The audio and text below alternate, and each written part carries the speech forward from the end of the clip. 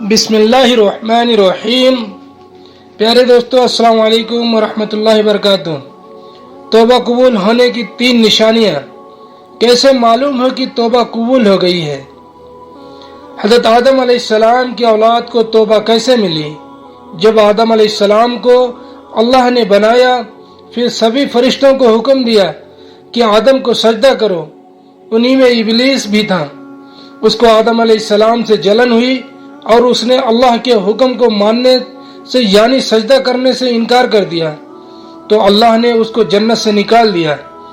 جب شیطان جنت سے بھگایا گیا تو اس نے کچھ چیزیں اللہ سے مانگی تو اللہ نے اسے دے دی، اس لیے کہ اس نے اللہ کی بہت عبادت کی تھی۔ اس نے مانگا تھا کہ جتنی آدم کی اولادیں ہوں اتنی میری بھی اولادیں ہوں۔ یہ اس نے اس لیے مانگا تھا تاکہ وہ ہر ایک آدم کی اولاد کو بہکا سکے، اللہ سے اس کا رخ موڑ کر غیر اللہ کی طرف کر دے۔ اللہ نے اسے سب کچھ دیا، لیکن آدم کی اولاد کو ایک توبہ جیسا ہتھیار دے دیا کہ یہ شیطان کتنا بھی بہکائے، اگر آدم کی اولاد آ کر توبہ کر لے تو میں سارے گناہ معاف کر دوں گا۔ توبہ قبول ہونے کی نشانیاں 3 ہیں۔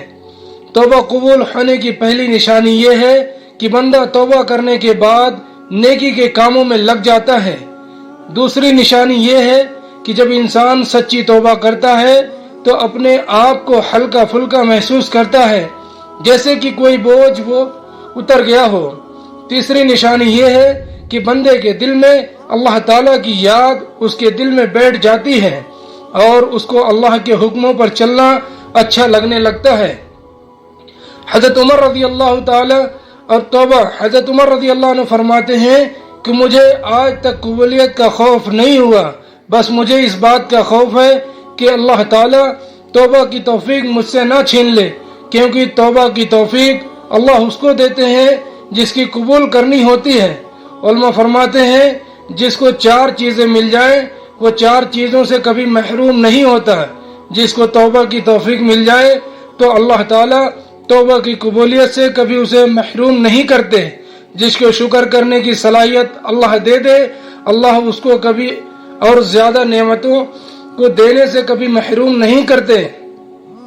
جس کو استخارہ کی توفیق مل جائے، اللہ تعالیٰ اسے خیر سے کبھی بھی محروم نہیں کرتے۔